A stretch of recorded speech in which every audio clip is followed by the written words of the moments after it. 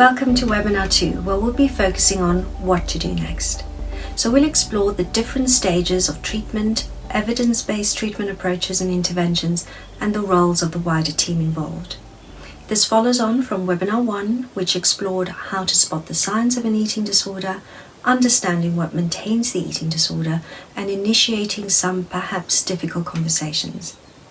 This webinar is being recorded, so you'll have access to the recordings. And any questions you have, you can either add in the chat box or email them to me, and we'll do our best to address these. I'm Dr. Bev Murray, psychologist and founder of the Eating Disorder Psychologist, and our presenters are psychotherapists Leslie Colicco, Anita Summers, and dietitian Colette West. I will leave Leslie to go ahead with the presentation now.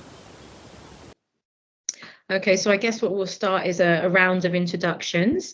So welcome everyone, my name's Leslie Colicco and I am an integrative psychotherapist who specialises in eating disorders. I worked in a psychiatric hospital for around 5 years. That was for people, inpatients who suffered with a variety of different eating disorders.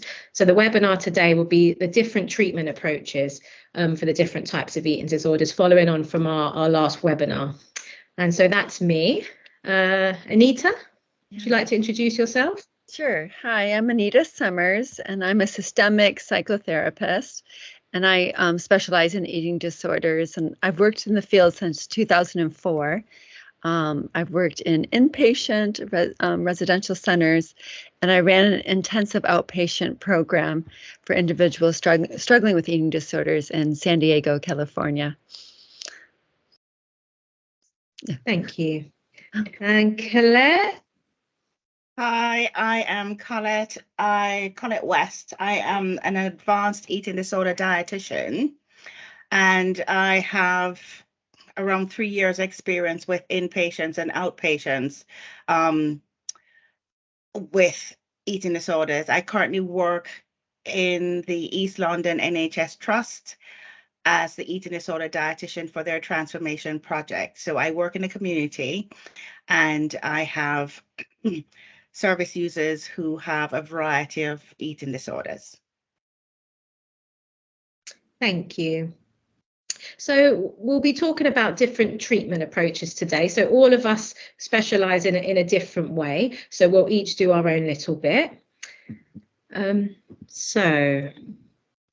So first off, if you feel like your child or somebody you know is suffering with an eating disorder, the most important thing is early intervention. So if you think your child may have problems with food, often you might hesitate in seeking help. But if you start to get any sort of inkling, then don't be afraid to ask for help. So the first step would be taking them to the GP.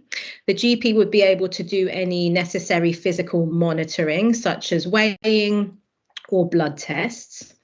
And then they would need an assessment, which would usually be carried out by a psychologist or a psychiatrist or some sort of multidisciplinary team, which could be therapists and dietitians.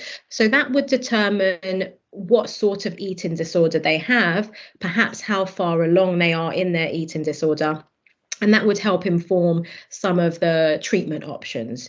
So it's really important in the assessment stage to determine what stage of the eating disorder it is and what type, because that would definitely influence what sort of treatment they would seek later on. So depending on the eating disorder, which could be anorexia or bulimia or binge eating, your child may need a combination of individual therapy, family therapy, physical monitoring, and dietetic input. So Anita and Colette, if you want to interject at any point, please feel free. Okay. Does anybody want to add anything to the assessment process?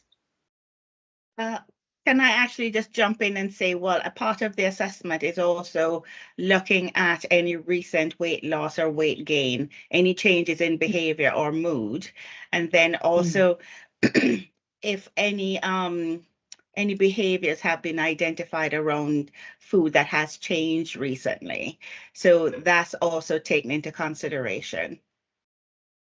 Great, thank you. Yeah, that's very important especially if they've lost weight recently. Okay. So a general treatment plan would be, the first steps would be to ensure medical safety. So like Colette mentioned there, if your child has lost a lot of weight, a significant amount of time, a significant amount of weight,